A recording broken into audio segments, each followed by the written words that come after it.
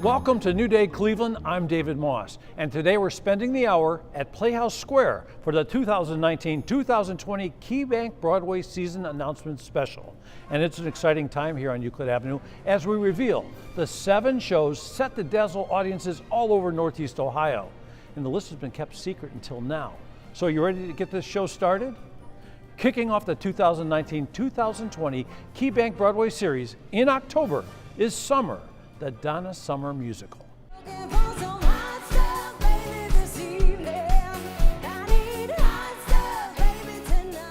This really chronicles the life of the disco queen. And you know, just like any performer, you think that you get to know them through their music. But what you really learn about Donna Summer is her backstory.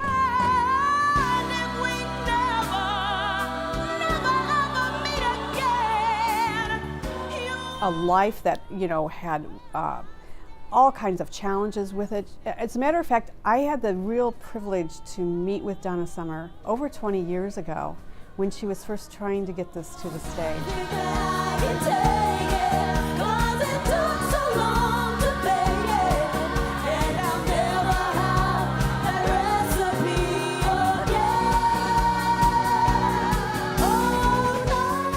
The show sparkles, her personality shines as she overcomes all these challenges. She works hard for the money, hard for the money, so hard for it, honey, so hard for it. But what's really wonderful is after all this time of her trying to find the right team to get this story told, finally, the directors and the choreographer from Jersey Boys, Des McAnuff and Sergio Trujillo, really bring life to this. What's really wonderful is that she has a catalog of music that you know, right? And this incorporates over 20 of her biggest hits.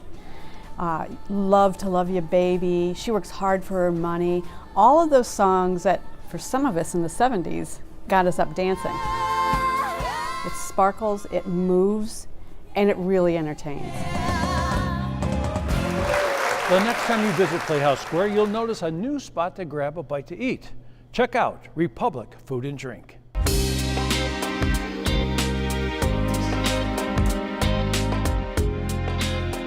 Ian, the place is looking great. I love the awning outside, fantastic. Republic, why the name Republic?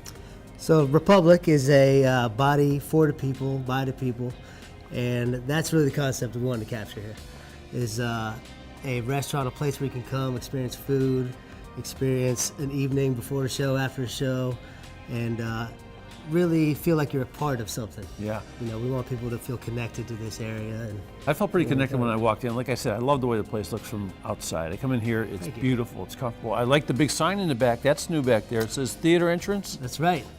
Yeah, that's all part of us just staying connected to the history here in Playhouse Square, in this space. Yeah, well, we've really seen it grow a lot, and this is a great addition. And I had a chance to look at the menu a little bit, and it's one of those menus that's got a lot of great stuff on it, but it looks like a lot of stuff that you can deliver sort of quick before a show, so people get in and get out to the show. Absolutely. Yeah, we know exactly the role that we play down here, and that's a big part of the way we've designed the menu, designed the restaurant. We want to provide food that tastes great, that is familiar, that is comforting, and can be executed in a timely manner. So my favorite food, you probably can't guess what it is, but it's fried something. Fried onions, fried chicken. You got them both. let's talk about the fried one that's fried twice, though. It's fried chicken, right? That's right. So how could you have fried chicken? What is it? Right, well, fried chicken, it's a southern style fried chicken. We brine it in a little pickle brine. You even say it right. Soak in some buttermilk, that's right. Fried chicken? Right. It's a dish that, like the prime rib, like the burger, just really exemplifies what we want to do. We want to make food that people want to go out to eat. So you got that southern feel there, and then you talk about the other fried item that I love, which is the onion, which is, that's sort of a southern kind of thing. So far south, it's Australia or something. I think that's where it came from. Right. Well, you know, we have a great bar area here. We also want to capture that pub environment as well. You say the word pub, I'm thinking burgers too. You must make burgers, huh? Absolutely. We got a killer burger. A killer cod sandwich. There's something for everybody. I like the idea also that somebody doesn't want to eat meat, they like fish. The salmon is really killer here too, huh? How do you make that? So the salmon is blackened and grilled and is served with a legume salad. And so it's a great, hearty but light option for people that aren't going to go with the meatloaf or the braised short rib, because we have a lot of comfort food items, but Yeah. we want to provide something for everyone. Now I want to ease people's fears that you can only come here before a show or during a show or after a show. Right. Because you can come here any day of the week, can't you? Absolutely, 7 days a week. We are open for lunch and dinner, dinner only on the weekends. And yeah, we want this to be a place that people feel comfortable coming anytime. Yeah, so you come in the middle of the week, you want to come here like, they start shutting down around 9 o'clock, 9:30. But if you're here Friday or Saturday night, it's late night dinner, it's happening all night. Yep, we'll be open until 11 Friday and Saturday. Yeah. And we absolutely hope to see people after the show or people that are just downtown and looking to have a good time. Yeah, so tell me a little bit about the bar. You guys have any bourbons and that sort of thing? We are a bourbon house. Okay? Whoa! We have 35 bourbons back there. Everything from what you have on the shelf at home to some stuff that I guarantee you don't have on the shelf at home. Okay, I come in, I sit at the bar here at Republic, I order a bourbon, a drink like that. How about small plates? You send out any small plates? We have a great appetizer section, and the full menu is offered in the bar. So if you want to dine in the bar, that's great. As far as appetizers, we have smaller size salads for on the lighter side, and everything from potato skins to stuffed mushroom caps or the pub onion. Well, on the bar. if the Republic is anything like you, it's going to be a friendly spot. Yeah, thank you. Thank you, man. Thank you. We're excited. Congratulations. Appreciate it. Republic Food and Drink is located on Euclid Avenue in the old Otto Mosers. Don't go anywhere. We'll continue to unveil more shows, plus a behind-the-scenes look at Disney's Frozen.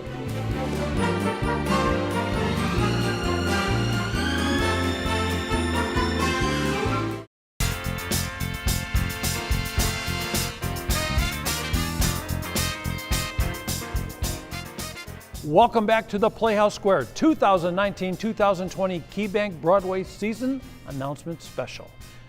It's one of the most buzzed about shows on Broadway. Here's a band's visit. Let me tell you about Petah Tikva, such a city everybody loves. You know what sets the band's visit apart from every other musical in this season is the very quiet nature of the storytelling. It has a gentle soul. It is a musical that really is about relationships and how the gentlest ideas, the gentlest notion of relationships can come in the simplest times. Waiting for a phone call, roller skating, sharing a meal. It's the story of an Egyptian military police band who actually are going to a small town in Israel and find themselves in the wrong town. So they are stuck, they're in full military garb, and it just tells the story about how they then, the military police, right? Imagine if this comes into your town, and how they, in a moment's notice, have to begin to form relationships and figure out where they're going to stay, and from a culture that is vastly different, perhaps, from the one that they find themselves in the middle of.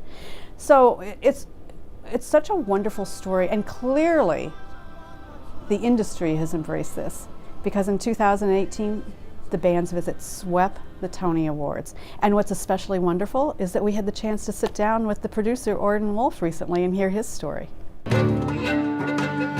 Cleveland was an extraordinary place for me to grow up. I mean, I think I had a very unique and kind of an extraordinary childhood.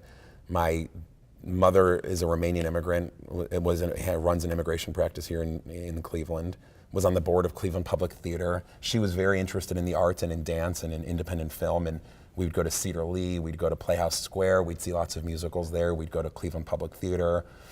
Debama, I mean, she was very interested in me immersing myself in the arts, and my brother.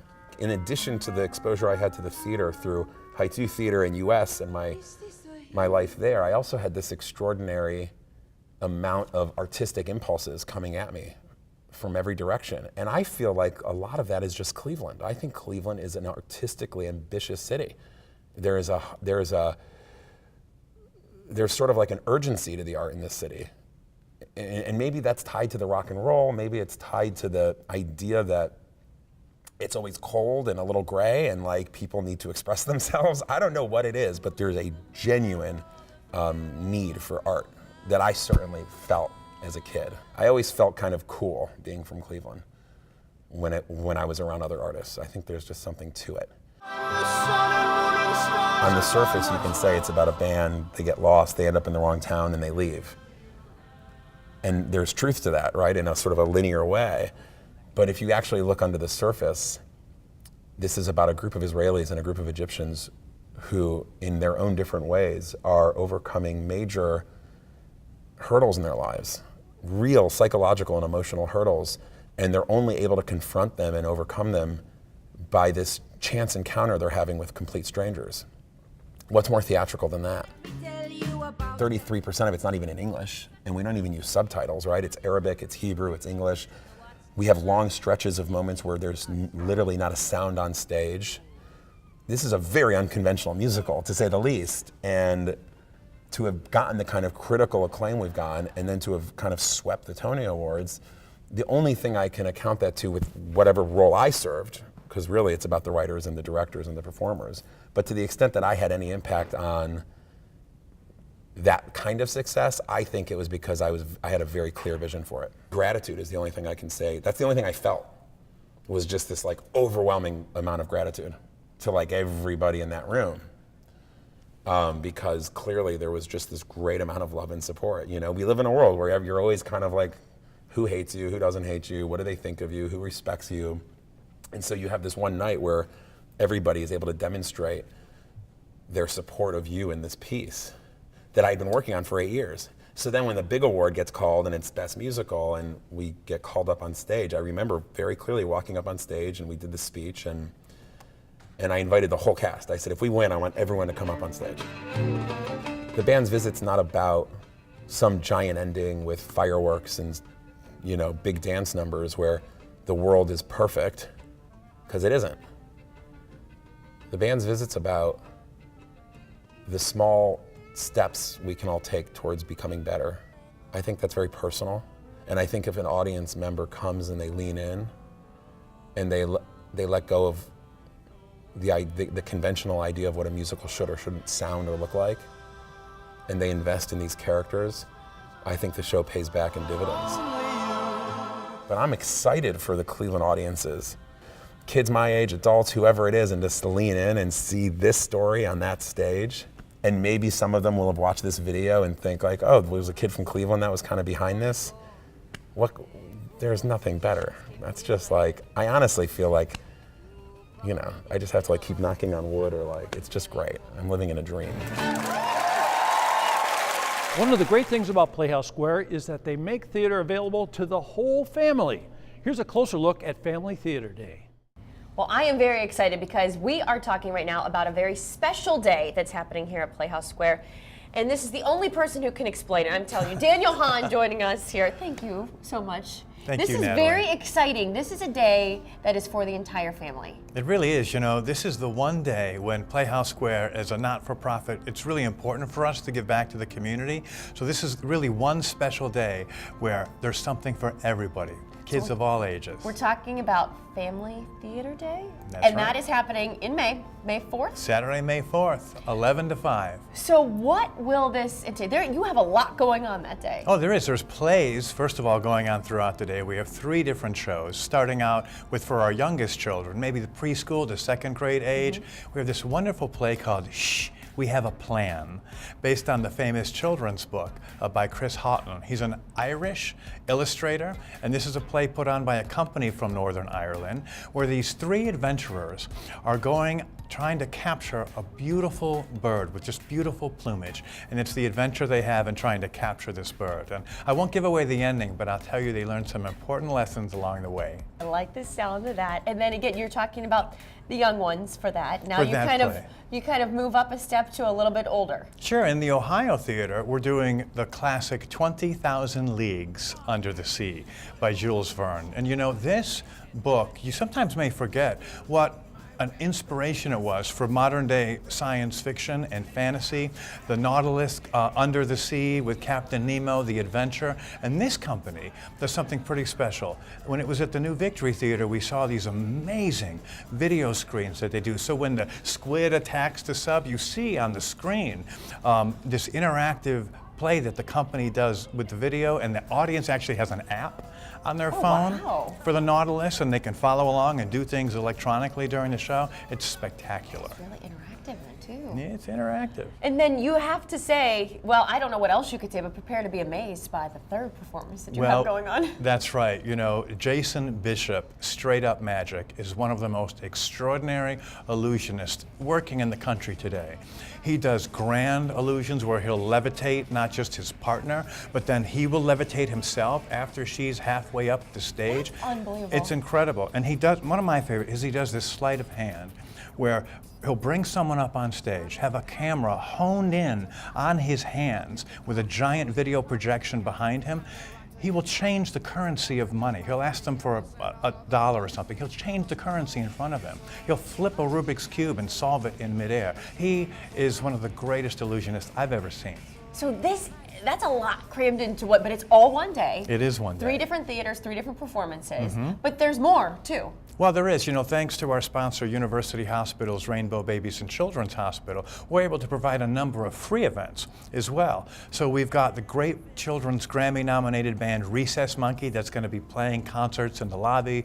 We've got face painting, caricature artists doing those great pictures of the kids and the family, all for free. We've got the balloon artists. There's a magic exhibit we're doing in Idea Center where kids actually see a small 15-minute magic show and then walk behind the curtain to another magician who teaches them tricks and gives them magic tricks to take home with them. This sounds like an incredible day for the entire family. And it's a reminder, I think, of how important it is, and you see that firsthand, how important it is for families to experience live theater together.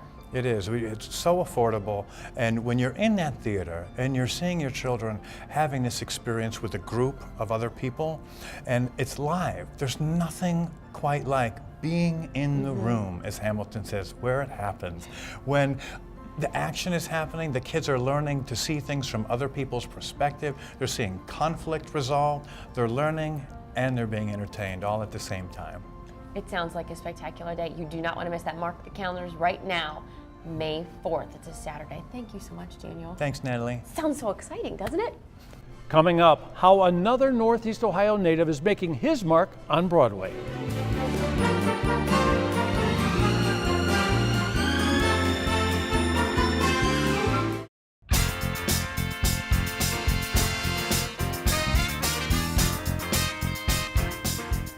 Welcome back to the Playhouse Square 2019-2020 KeyBank Broadway Season Announcement Special. Coming in December is a highly anticipated musical written by Tina Fey. Here's Mean Girls. Now that's a party. A revenge party. Well, coming in December is Mean Girls, of course, based on the 2004 movie. We learn that Tina Fey is the queen of satire, and boy does she rock it with this particular musical. You know, Mean Girls tells us a very funny story, a tongue-in-cheek story that's so important to listen to, and it's really a theme throughout the season about the use of power in your relationships, no matter what your age. The use of power or the misuse of power can either have you grow into be a mean girl or a strong woman. You know, one of the things I love so much sitting in the audience watching Mean Girls is you could see in the eyes of the audience the anticipation for the famous lines, for what's coming next. They are so with the characters and with the dialogue. You know, this is also the creative team who brought us Book of Mormon. It's directed by Casey Nicholaw, and so you have a sense of that energy. The costumes are fantastic by Greg Barnes and Scott Pask. Scenic design is just full of lights, full of action, and it actually has a great cinematic quality to it. And you know, speaking of lights, the lights are brightest on Broadway, and recently we had a chance to sit down with Jeff Richmond, the composer of Mean Girls, in New York City. She has everything. She gets everything. Super excited to bring Mean Girls to Cleveland, you know, because I grew up outside of Cleveland. Going to Cleveland when I was young meant a lot, because it meant like I grew up in a small town outside. Going to Cleveland meant, oh, you're going to go to something special. You're going to go see a ball game or a show at Playhouse Square, or you're going to the Good Time 2 and take a boat ride up the Cuyahoga River. It always meant something special. So I have such a soft spot for Cleveland.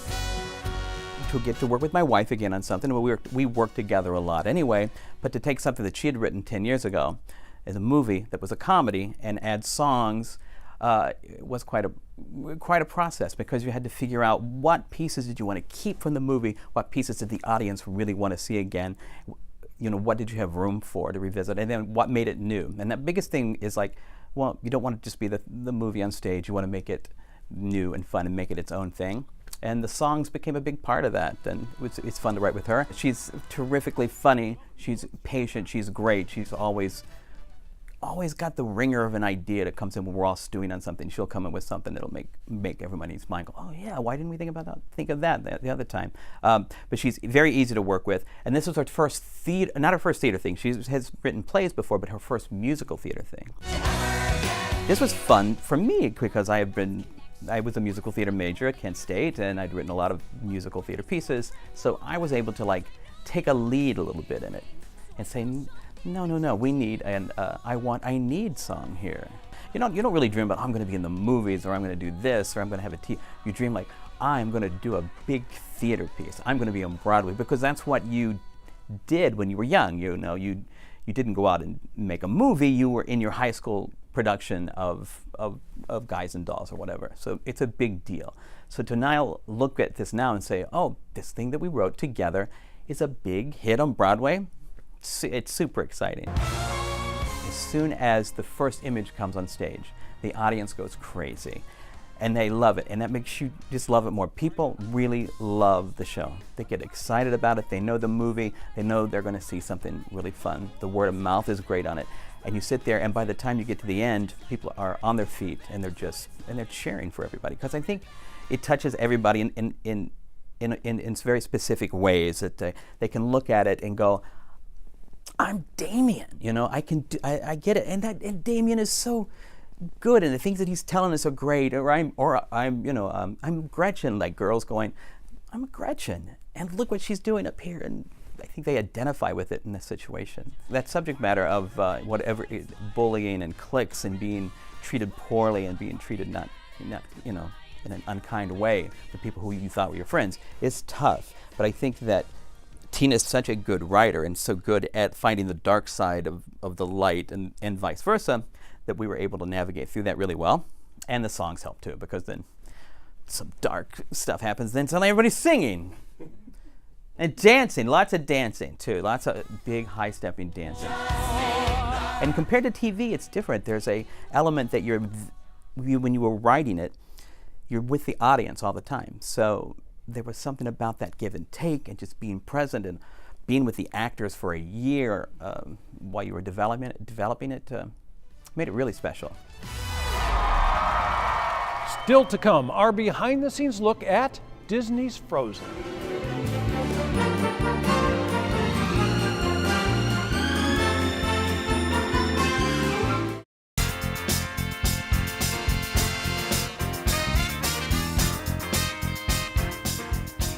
Welcome back to the Playhouse Square 2019-2020 KeyBank Broadway Season Announcement Special.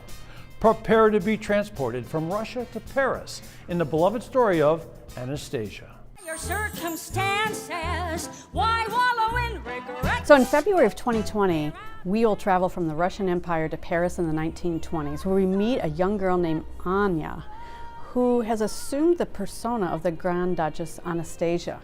Now this is a famous legend that is actually based in fact, where Tsar Nicholas II and his entire family were held captive in the royal palace in 1917 when the communist insurgents were taking over.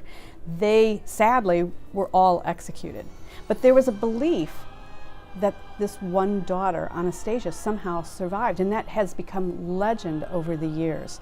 There was an animation that sort of brought this back into the fold in the late 90s, but now we see this as a musical, and boy does it sing. No, the world is fickle, life is a leaky sieve. Because it really, the creative team who brought us Ragtime, Lynn Ahrens and Stephen Flatery, and as well as Terrence McNally, have created this story that is so rich and so wonderful and mysterious that you want to believe her, you want her to buy into her story, but you really want her to really find her way. And a song, someone sings. She's clearly lost, clearly looking for a memory, any memory, but what we find here that there are a couple of con men who are trying to plant the memories in her head. It is such a wonderful night. The costumes are beautiful. It evokes an era, it evokes class, it evokes obviously a time gone by, but an intriguing story and a wonderful night at the theater. Playhouse Square is truly a place for everyone to enjoy, and that is evident by their sensory-friendly programming. Natalie has more. I do believe that one of the things that makes Playhouse Square so special is the ability of you wonderful folks to think outside of the box when it comes to things. And one of the great initiatives you have is this sensory-friendly programming. It's one of my favorite things that Playhouse Square does, to welcome the widest possible audience into our theaters. You know, my own son has dear friends at his inclusion school that are on the autism spectrum. And I always thought, you know, I would love my son's best friend to be welcome where I work. And for years now, since 2013, we've done sensory-friendly programs for families. And it's just a really special initiative. When it comes to the importance of it, I know clearly on a personal level it affects you, but for Playhouse Square as a whole, why was it so important to incorporate this into your theater? Well, you know, if we're going to open up our Performing Arts Center to our entire community, that means that we might need to make some adjustments to some of our shows so that people who have sensory needs feel welcome, that we change what we're doing to adapt to what they need, as opposed to expecting our audience to change to a traditional theater experience. So, you know, when you see a sensory-friendly performance, you'll notice some things that are different right away. There's an open lobby where the back of the house doors stay open. There are tents in the lobby where the children can play. They can tap on their iPods during the show. The lights are left on during the show. The sound is turned down a little bit so it doesn't get too loud. People can come and go as they wish. We have volunteers from the Cuyahoga County Board of Developmental Disabilities helping us with our ushers. The whole experience is about being welcoming,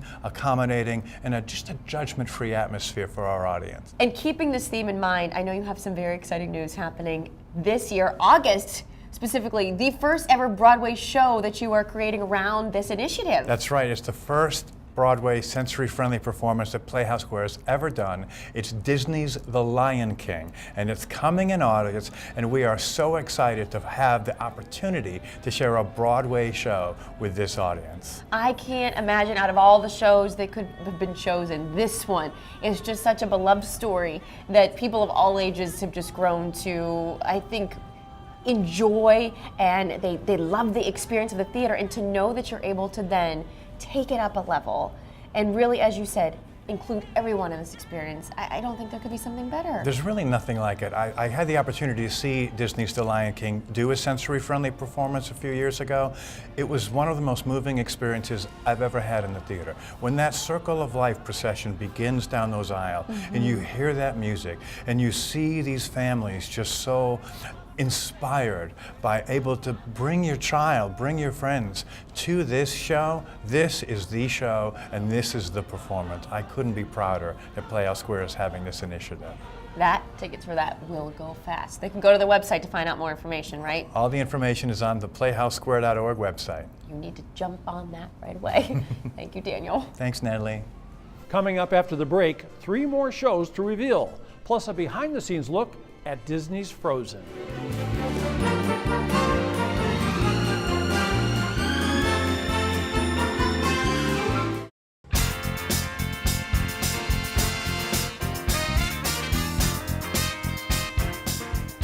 Welcome back to the Playhouse Square 2019-2020 KeyBank Broadway Season Announcement Special. It's a global phenomenon that has wowed audiences for years. Here's Jesus Christ Superstar.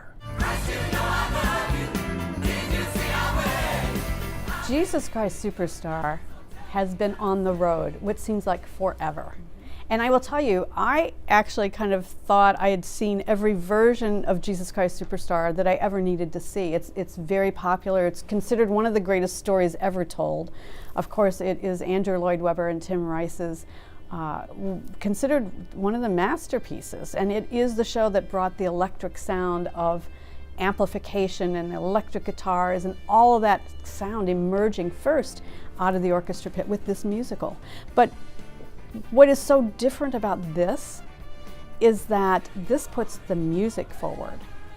It is actually based out of the concert version that recently took place at Regent's Park in London. And I will tell you, I was so deeply moved when I saw Jesus Christ Superstar presented in this concert-like version. Thy will be done. What's so interesting is that this really is based out of a concept album that is based on the last week of Jesus's life. So we meet him as he is going through all of the stories that we know, and we meet Judas, and you feel empathy for everybody. You know where the story is going, right? You know how it ends. But I will tell you, I was so swept up in the music, I was so swept up in the characters in such an unexpected way that when it came time for the crucifixion, I was absolutely caught off guard. The injustice of it made me want to like shout to the audience, let's get him and save this guy. Like, what are we doing here, folks? It's a wonderful night at the theater, and I think it's a wonderful night because it's such a big surprise. You think you know Superstar, but you've never seen it this way before.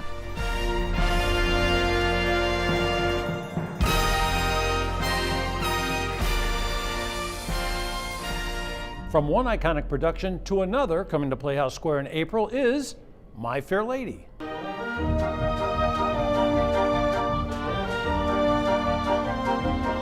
So in the spring, we travel back to London. Eliza Doolittle, we learn, is My Fair Lady, and she actually is so much more in this story. Of course, you know the music, but there are some very interesting touches that take place that make this so relevant in today's world. You know, it's based on Henry Bernard Shaw's play Pygmalion, and it's all based on that fantasy about finding the perfect woman or shaping the perfect woman. And there's a couple of twists in the storytelling that you realize that this really is her story. We follow her through the scenic design. We follow her as her costume changes, how the costumes tell the story. And boy, if there was ever a story that was about class, it is My Fair Lady. You see the world that she came from and the world that thinks it's the world she needs to be in, and how her garb changes along the way as she matures and as she gains confidence in her role.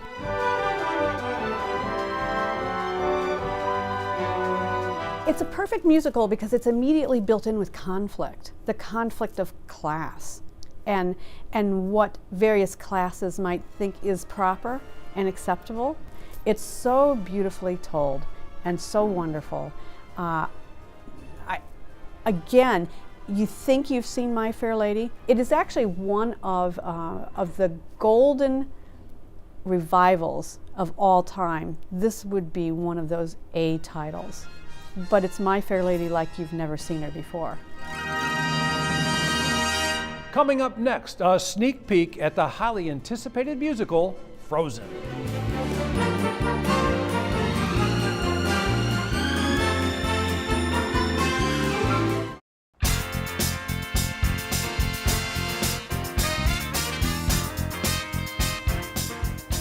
Welcome back to the Playhouse Square 2019-2020 KeyBank Broadway Season Announcement Special. Okay, the secret is out. Disney's Frozen will be in Cleveland summer of 2020. So what can audiences expect? Here's more. I just cannot wait for this magnificent tale of Anna and her sister Elsa to come here to Playhouse Square in the summer of 2020. This is such a great story to me because Elsa has all of these powers and she doesn't know how to use her power. When her power is misused, things happen, bad things happen. And in order for her as a character to take the journey to see about where life should take you, she doesn't find that through finally finding a boyfriend. It's her younger sister, Anna, who is her hero. Frozen is actually the perfect date night because it really is a love story. It's a love story, it's about relationships, it's about honesty, it's about integrity. It is about all of those things that bring joy to our life and bring growth to us. So you can bring the whole family. But I was actually very surprised looking around the audience when I saw it to see that there were adults, there were people on dates, there were sisters. but it's really a show for everyone. Now, recently, we had the chance to travel to New York and really hear from the team that brought this to life. It's not a surprise probably to your to people watching this in your audience, and certainly my dear friend Gina knows this. I'm obsessed with Cleveland. You know, over 1 million people have come to see our shows there, and given your population base, it's like everyone coming 3 times. So, and we've done every single one of our shows there. So to be able, and we've even created one there on the record.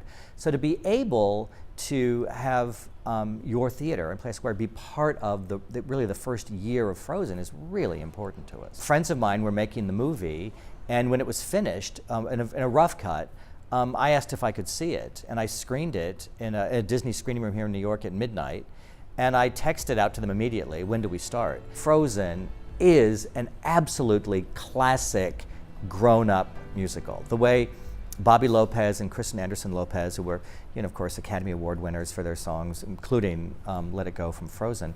But what they've created is a proper grown-up musical. And I could tell looking at the movie about the stakes, the way the songs are storytelling songs, and the opportunity for production value and numbers, things that don't exist in the movie at all, that become huge numbers in the show. It just seemed so ripe. I could see it immediately when I looked at the movie. Clearly the number Let It Go, which we present quite differently in the show, because of course it's a showstopper. It's a big song with one person on stage, and what she does to the stage and what she does to transform herself in the middle of it is thrilling. We reveal in the number in 1 second a dress that takes 40 days just to bead by one person. So, I mean, it's a pretty glamorous effect. Right now we're in the Frozen costume studio, and this is really where everything costume related happens for us. This was where we really explored design and research for the show. It's where we sourced fabrics from. It's where the design team is based. Currently it also serves as a fabric storage place for us, and we'll be mounting the tour out of this room as well. Our challenge is really to make clothes that feel exactly the same as the ones in the animated film, but that are made out of real fabrics that exist in 3 dimensions and with gravity. And so that's been really tricky. We were set up really well by the animators who had done a lot of research, and so the clothes have a real basis on them. They're not complete fantasy. So this is Anna's coronation dress.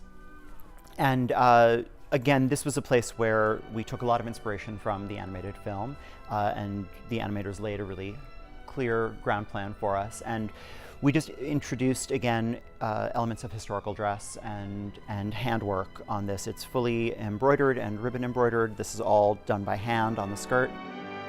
This is our own little bit of Disney magic. This is, it's a fantasy of a dress. You know, we really wanted it to feel as though it's just growing organically out of her, that, you know, there's barely a dress there, it's just ice covering her. So there was a lot of development that went into the dress. It takes one person 6 weeks to fully bead the dress, so we have to plan ahead. But it's all hand painted, all 3 layers of it, and then we fit it on our actresses, and hopefully everyone's excited when they see it.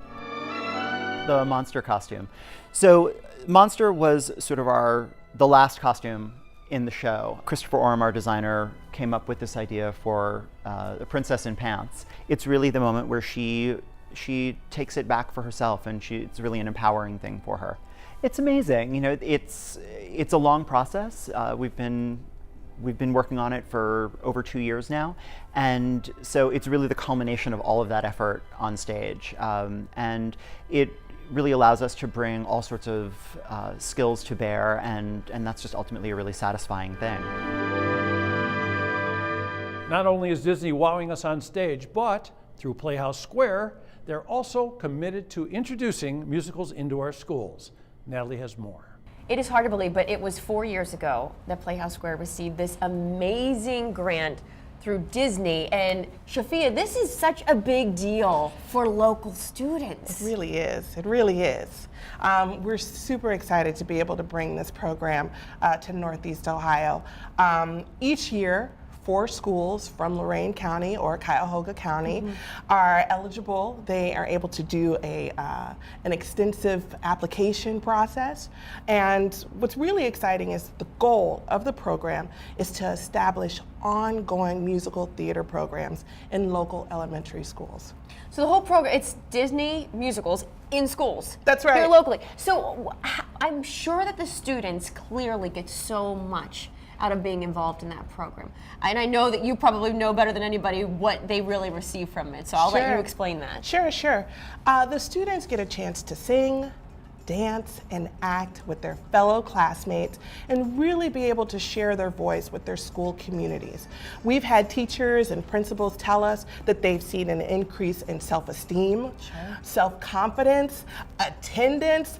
Kids are coming to school to do Disney musicals in schools. They just love it. So we've received some really great feedback from the teachers and the principals. That is absolutely wonderful. But I know then the next question that a lot of people are thinking is, how can my school get involved? How can I possibly be a part of this? Sure. So how are schools eligible? Sure. Any local elementary school in Cuyahoga County or Lorain County whose student population has a poverty level of 50% or higher is eligible to apply.